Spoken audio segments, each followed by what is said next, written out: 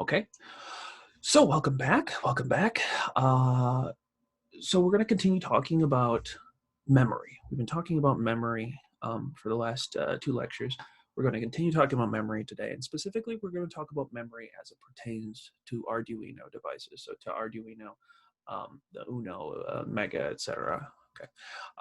So as you already know, there is contained within the ATmega the capacity to store information. Okay, so you have your inputs, you have your outputs, you have your processor, and you have your storage, all within that one chip, the ATmega chip. Okay, now most Arduinos actually have 3 pools of memory. So they have 3 pools of memory, and those pools of memory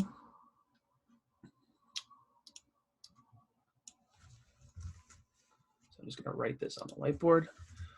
Arduino pools of memory. So there are 3 of them. First, there is the flash memory. Okay, so the flash memory is where you are going to store your sketch or your program. So that's the flash memory. The second pool of memory is the SRAM, and this stands SRAM, and this stands for static RAM. All right. Remind me again, what does RAM stand for? I can't see what you're typing. You can't see what I'm typing. Oh, now I can. There it is. Okay. That's weird. Anybody care to remind me what RAM stands for? I can't see any hands. Just type it in the group chat for now. Or feel free to shout out. That's fine too.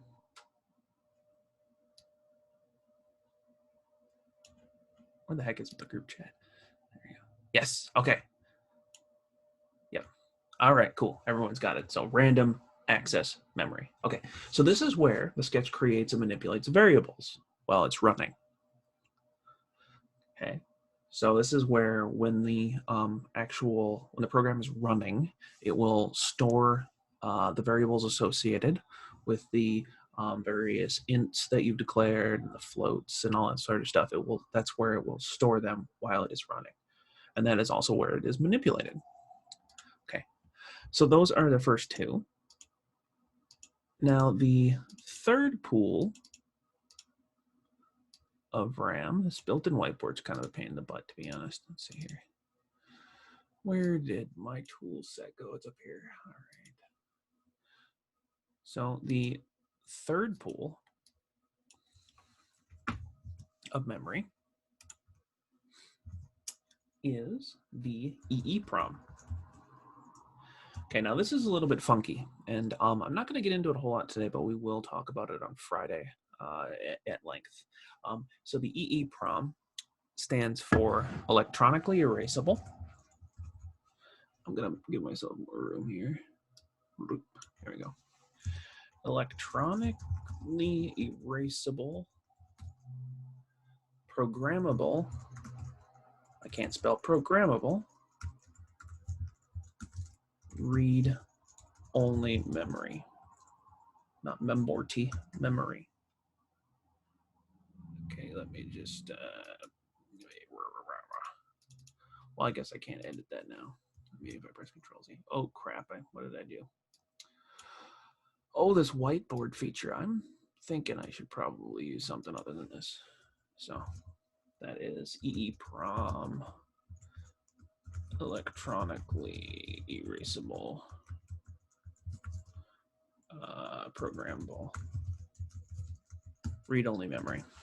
Okay, so the EEPROM is this special bit of memory, and we're not going to talk about it today, like I said. We'll talk about it on probably Friday. But within these 3 different pools of memory, we have our volatile memory, and we have our non-volatile memory. Okay, so which one is the non-volatile memory? Actually, back up before I ask that question. What is non-volatile memory? Feel free to just unmute yourself if you want to, because I can't see the hands in this view.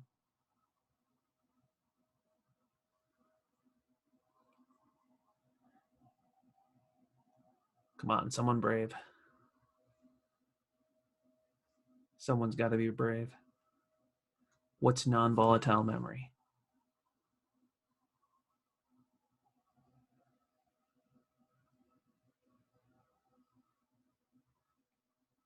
Nobody? Do we remember what the difference between volatile and non-volatile? Do I need to go over that again? Volatile memory require like you can save it. If the power is turned off, it will be there. Non-volatile one. Am I right? Is it for non-volatile memory? Yeah. Yes. Yeah. If the So power is turned off, it's still there. yes. Something like that, if I remember correctly. Yep. Nope, you remember correctly. Thank you very much. I really appreciate it. If I could give bonus points for participation, I would. But yeah, non-volatile memory is the memory that it's the memory that we can store information to it, and even after power is cut from it, it will stay there. So Jasmine Kaur, you were also right. It's slow, right? The volatile memory is usually slow. The ROM, the read-only memory, is usually very slow because it has to access the information sequentially. Okay, so that's the problem. Now, of these three, there's a police car going by. Of these three, which ones are ROM? Which ones are volatile, or which ones are non-volatile, I should say?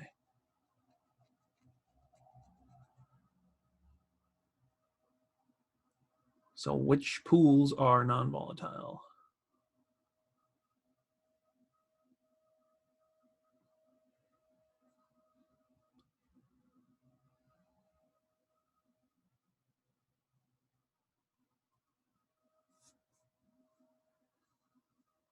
EEPROM is non-volatile, yep. Or either of the other ones non-volatile?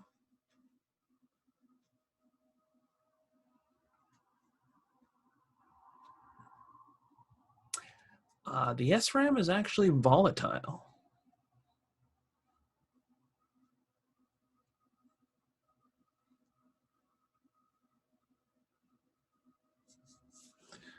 So I guess that leaves us with one. So yeah, the flash memory. So the flash memory is non-volatile. Grab this like this. The flash memory is non-volatile. And so is the EEPROM. The EEPROM is also non-volatile.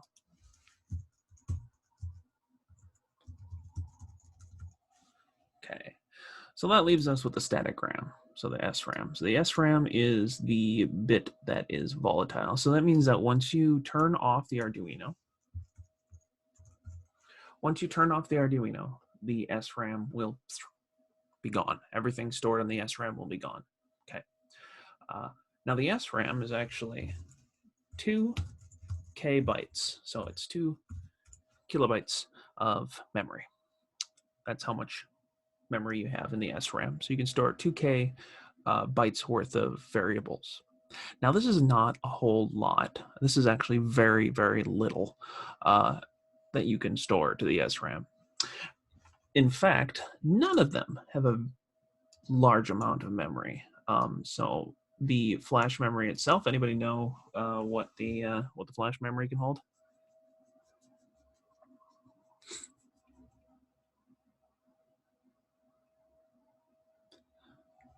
No ideas? It's okay.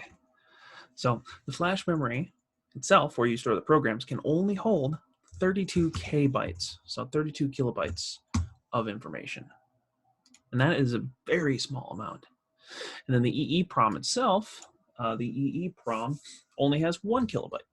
So this is the smallest pool of memory, 1 kilobyte for the EEPROM. So to put this into perspective, and I might have one here. Let me see if I can find a demonstrator for you. Oh, that was loud, sorry. Sorry about that.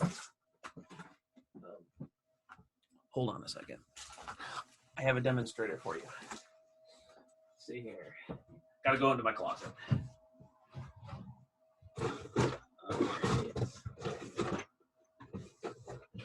Nope. There it is. Okay. Okay, does anybody recognize what these are? You know what these are. And nobody say save icon or I'll be upset with you. Anybody know what these are? Floppy, yeah. Yeah, floppy disk. So these are floppy diskettes. These are 3.5-inch floppy diskettes. And talked about these a little bit, but here you go. Now you'll notice here that it says right on it, focus camera, right here, there we go. It says 1.44 megabytes. 1.44 megabytes is on one of these guys. So you can store 1.44 megabytes. Okay, so that is, if you multiply by 1,000, that is 1,440 kilobytes. Now compare that to what we have here. 32 kbytes of flash memory, 2 kbytes, so that brings us up to 34, plus 1, 35. So we have 35 kilobytes total on our Arduino altogether, right? This thing has over 1,000, and this thing is from the 90s, for crying out loud. Let's see, does this have a date on it? Probably not. But these are from the 90s. I actually have a floppy to USB reader. I'll show you. It's kind of fun. Just because I can show you all my little toys. This is a floppy disk reader right here. And see, but it's floppy disk and has a USB in, so you can plug in and read floppy disks from this thing. I'm a nerd for this kind of thing, so forgive me. But anyhow, the point is, one of these guys has basically 1,000 times the memory. One of these guys. So that means that we have to be very, very cautious with how we use the memory that we have in our Arduino. And so because an old floppy from the 1990s has more than all the pools of memory combined, I should probably have exited out of the whiteboard there so you can see better, but I was just showing you. Okay, so here you go. A floppy has far more memory than all of the pools of memory on the Arduino combined together. So there's not a whole lot of room on one of these guys. So in order to allow us to work with that amount of space, especially if you want to do something that's kind of ambitious, we have very limited space to work with, so you need to be very careful with your use of memory. Now, some people actually see limited amount of memory as a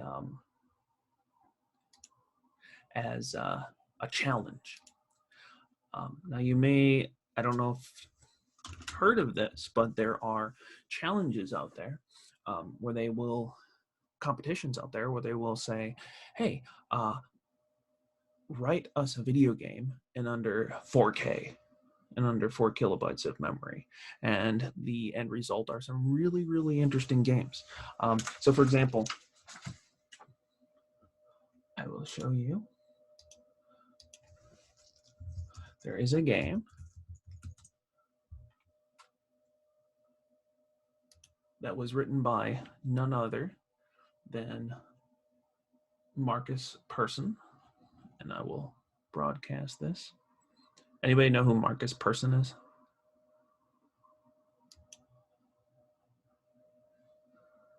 Anybody know that guy?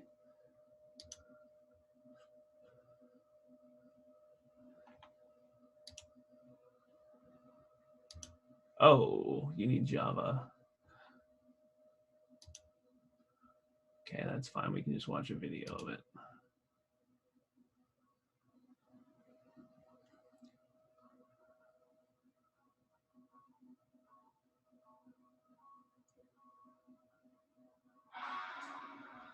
It got really loud also.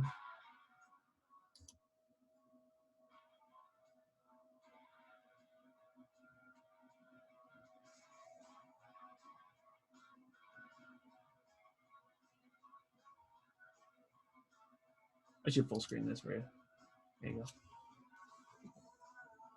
So this is Left 4 Dead, but it's in 4 kilobytes.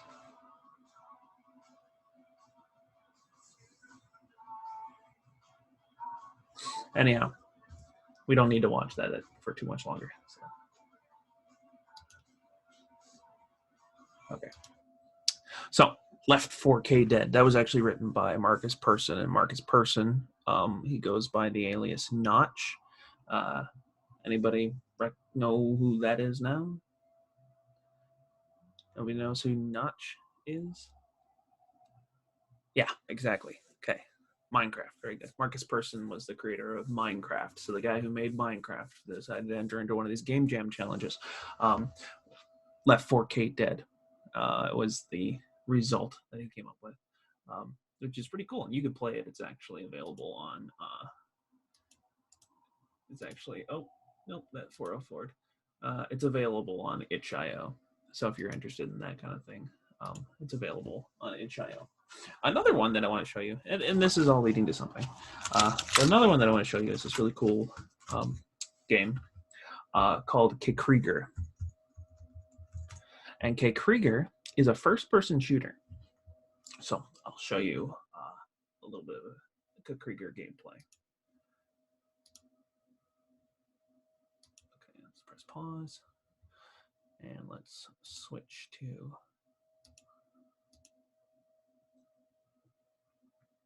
desktop here. Share. Okay. So this is KKrieger, and it's a first-person shooter. Let's see here. Just gonna jump right into the action here.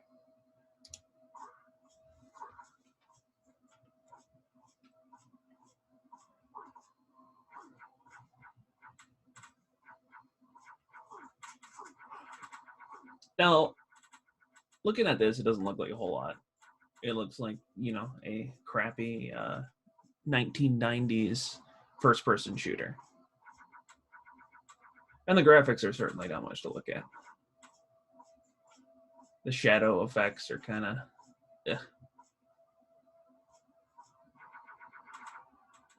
But there's a reason why this is cool, and there's a reason why I'm showing you this.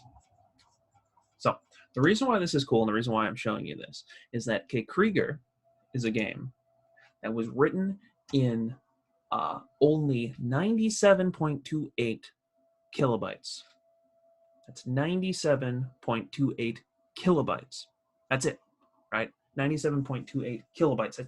This could fit on easily on a floppy disk. This game.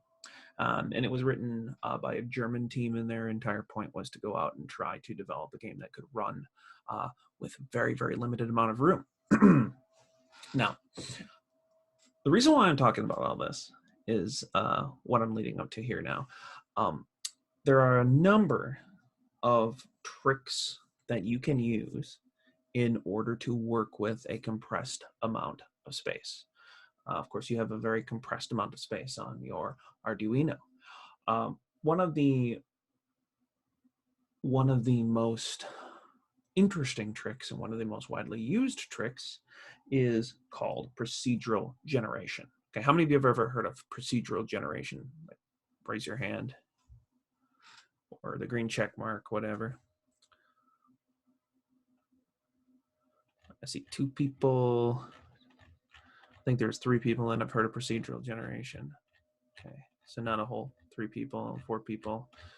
Yeah, okay, so a few of you. Well, I'll talk about it a little bit. So procedural generation is one of these tricks, and they've used it for a very long time, because back in the day, right, when we were still playing games in the command line, there was not a whole lot of room, and the developers had to figure out some way to make it so that they could have content that was replayable and content that was interesting, but still fit on a tiny, tiny, tiny amount of memory. And so one of the things that they did was they decided to take advantage of random number generators in order to procedurally generate content. So procedural generation, you've all, I'm sure, seen it before. I'll give you a contemporary example. One example of a procedural generation that you have almost certainly seen is this game.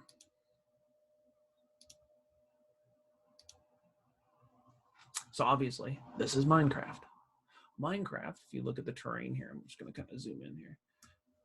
Minecraft is a procedurally generated world. And so the way that they do that is, so you have a random seed that is chosen, or you can enter it in. I don't know if you've probably all played some Minecraft. You enter in a seed at the beginning. That's a possibility that you can do, is enter in a seed. Now from this seed is used in order to, it runs it through a number of recursive algorithms. And recursive algorithms means that they're algorithms, they're procedures that feed back into one another. It gives itself a feedback loop. And it runs it through a procedural generation algorithm that uses something called Perlin noise. Perlin noise is kind of like the same stuff that when you flip on your TV. Oh wait, I guess you don't really have that anymore. Back in the old days, when you flipped on your TV, and it would give you a static, like this. So back in the old days, when you flip on a TV and it would give you static, something like this, right? This is noise. Now this is white noise. This is a special kind of noise. But Perlin noise, on the other hand, produces what kind of looks like rolling hills. And so we can use procedural generation in order to generate content. And so that's one trick that we can use with our limited abilities with the Arduino. And I'm going to show you today how to do some cool procedural generation stuff with the Arduino. Okay, sound good? Okay, so once again, procedural generation solves this issue of running low on space because it generates content while the system is running. Okay, and so how does this solve the issue with limited amount of space? You don't have to store, and you looked at that Minecraft, the picture of here, I'll go back. When you look at a game like Minecraft, right, all of these voxels, they don't have to be pre-coded. They don't have to be pre-programmed. You can deliver the executable without any of these voxels placed. You can use procedural generation when the game is running in order to generate the complexity that you see here. So you don't have to actually store all this information. You do, of course, after you've run the game, right? Once you've run the game and it's all been created, you have to store the information. Otherwise, you wouldn't be able to go back to the same world over and over again. But you don't have to create any of this stuff until you have begun to play the game, because all of this is created during runtime. when the program is actually running. Now we can do the same thing with the Arduino, and I'll show you today how to do that. So I'm going to bring up Arduino here. So here we go, and I will toss it over to my other monitor. There we are. Okay, so we've got a blank Arduino sketch here. Now, I got my Arduino, it's all plugged in. You're over here. I got my Arduino, it's all plugged in. I'm not gonna show this while I'm showing you what to do, or showing you this tutorial, because the Arduino is not really doing anything. It's just sitting there. Okay. What I'm going to do is I'm going to try to procedurally generate some art. Okay. Now there was a book published not too long ago called 10 Print Char. It's called 10 Print. I'll throw it back to my face. There's a book published not too long ago. And this is called 10 Print Char 205 5 plus rand I go to 10. Now what this is a meditation on this pattern here. So you can see the inside pattern there. So that pattern that you see there, was generated on a Commodore 64. So Commodore 64 was a ancient computer. Actually, they were originally developed and distributed in Canada, so it started as a Canadian computer. But one thing that became really famous was this single line of code. All of this is generated with a single line of code. And that single line of code is exactly what I just had said in the beginning, was this line right here. So that is 10 print char 205.5 plus RND I go to 10. So just that single line of code generates procedurally this complexity. So this beautiful kind of maze here. And so this entire book that I have here is a meditation on, this sort of procedural software generation. And people are implementing it in here. Like there's one, let's see here. They ported it to different software systems. So the Commodore 64, I'm just trying to find you an interesting one. Let's see here. Sorry, one sec. I'm trying to find a specific one. Here we go. Right, here we go. So like, for example, here it is in JavaScript and Perl. So the same thing. I believe that's Perl and then JavaScript. Now we're going to do this on the Arduino today. Something like this. It's close, but not exactly the same thing. In fact, what I'm going to do, rather than make that maze pattern, I'm going to make it snow. I'm going to try to make it snow using my Arduino and the command line. So, or sorry, my Arduino and the terminal, writing to the terminal. All right, so here we go. All right, so now this is going to be a little bit confusing because I am trying my best to use as little space as I possibly can. Okay, so I'm going to show you this trick to do this. So first of all, of course, you need to have your void set up. So that's unavoidable, okay, and then you have to have a void loop. So there we go, I got those two things. All right, now in the void setup, because I want to write it out to serial, I'm going to start with serial dot begin 9600. Oops, not 9300, 9600. And I want to compress this to one line because I want to, just for the sake of emphasis, I want to compress this down to as little as possible. Okay, and this is a perfectly valid way of writing it. Void setup all on one line. That's not a problem. It's ugly, and I wouldn't encourage you to do this, but you can. Okay, and so we also have our loop. Now, first thing I'm going to do, is I'm going to define a counter.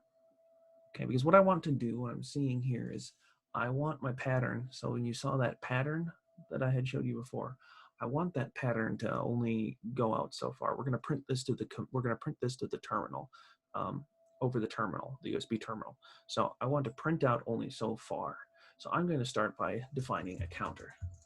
I'm going to call that int count. Okay, so that counter is going to count how many rows there are to a line, and then it'll jump down to the next line. Okay, so that's all I need to do at the top.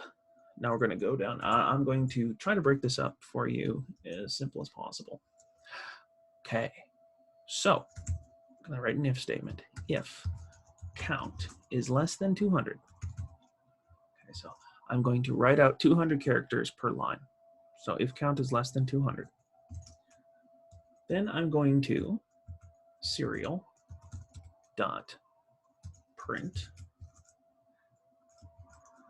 and I am going to generate a number, a random number between 0 and 10. Okay, so random, 0, 10. Now, this is a bit of a weird syntax here, but I'll try to explain it as best as I can. So I want to have, basically, I'm going to put in an if statement here without declaring an if. So to do that, I'm going to see if the value random 0 to 10 is equal to 1. Okay, so if the value that gets chosen randomly is 1. And to complete this, to let the Arduino know that this is in fact an if statement, I'm going to put a question mark there. You probably haven't seen this before. That's okay. But really what this says is if random number is equal to 1.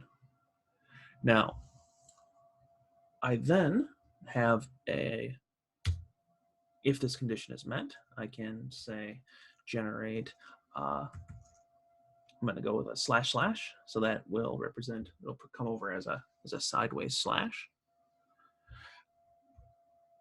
Or, and this is how you do or in this one line syntax, or we are going to do a forward slash. Okay. Now, I'm going to close this off, close that off, oop, and I'm going to put a delay in. Okay, so the next thing that I need to do is I'm going to need to increment the count. Now you'll notice here that I did not define count. I declared it, but I did not define it. I left it.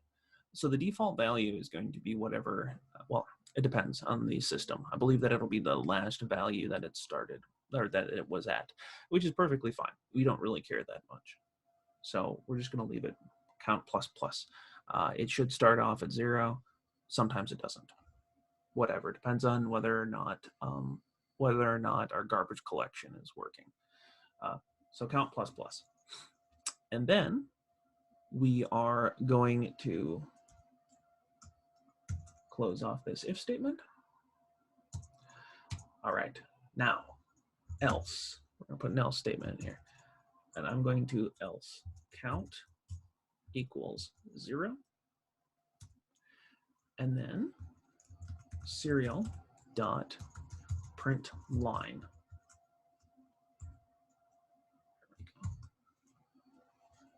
All right, so let's just see if this works. Error compiling, I missed a semicolon somewhere. Where did I miss that semicolon? Random count serial dot begin. That is on line what? Line 8. Okay, so that's line 4, 5, 6, 7, 8. If count is less than 200, serial dot print line random. Okay. Oh, I think I see it. All right, I've got one too many of these thingies. Let's see here. So Oops, I pressed equal sign instead. All right, print line. Yeah, so that's that. Dum, dum, dum. Good. Let's try it now. There we go. Sorry, I had an extra brackety bracket in there. Now let's take a look. So I'm going to upload the sketch to my Arduino. I'm going to upload it to the Arduino. Now the Arduino is going to blink. It's not going to do much else. But now, if I look at my serial monitor, oh no, you can't see that. Can you see that? You probably can't see that. Here, let me do this. Now can you see that? No? Okay. Huh. That was anticlimactic. Hold on a second. I got so excited and then it anticlimactified. All right, I'm gonna exit out of that. I'm gonna share the entire screen. I said, okay, capital no. All right, I'm just gonna share the entire desktop. No. Okay, here we go. Ready?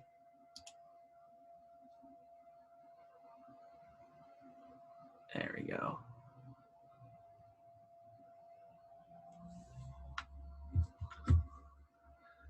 Right? Yeah. So we've generated a pattern.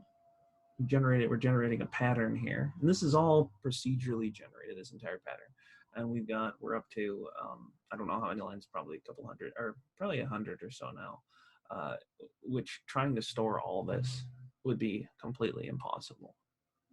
Now this doesn't look really a whole lot like the example that oops, I didn't mean to press that button. There you go, I'm gonna share this. So this doesn't look a whole lot like that example yet. And that's because I have it going from random 0 to 10. I'm going to go random 0 to 2. We're going to play with this a little bit. We'll have some fun. So I'm going to try uploading that. So I changed it from 0 to 10 to 0 to 2. So now there should be like even chance that it'll be a / or a backward slash. And this will look a little more interesting. There we go.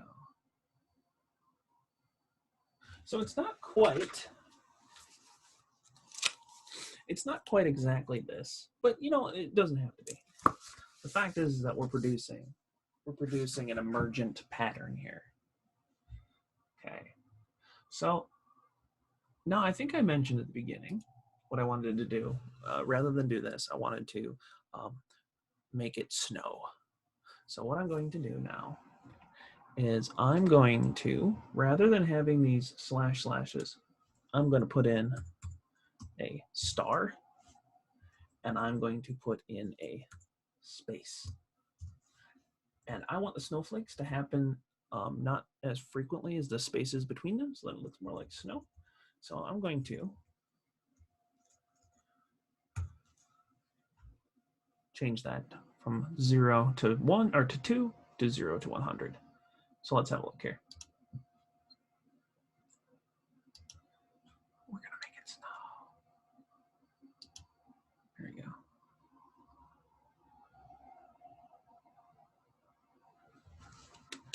It's snowing. So these graphics are all procedurally generated.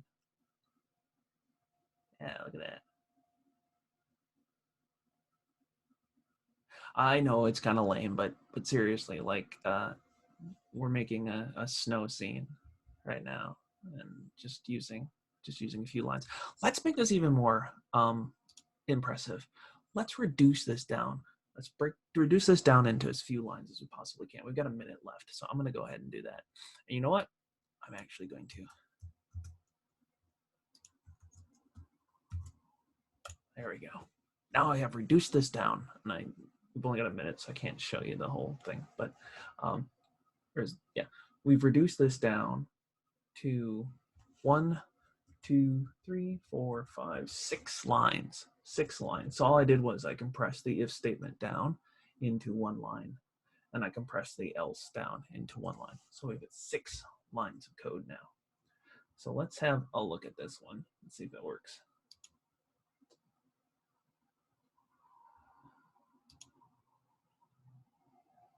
There we go. So 6 lines of code. 6 lines of code, an infinite amount of content. That's the thing, right? Is that you have a very small amount of code that can generate an infinite amount of content. And so that's the power behind procedural generation. It might not be impressive with this. I mean, this is just a little ASCII experiment. But if you think about it, you have 6 lines of code, and from it, you can generate entire worlds. You can generate fake weather patterns like this. And so this is a research topic that's very interesting to me and that I've worked on a little bit, is the idea of procedurally generating, taking a vast amount of information and being able to compress it into a small amount of instructions, a few instructions. Okay, so that is what I have for you today. If you'd like to, I can share that procedural generation sketch. You know what? In fact, I'm going to copy it and I'm going to paste it directly into the Discord. So that's all that I have for you today. So thank you very much for your attention today. And if you have any questions, please let me know. I am going to end the recording here and I'll stick around for a few more minutes. But please, any questions you have, let me know.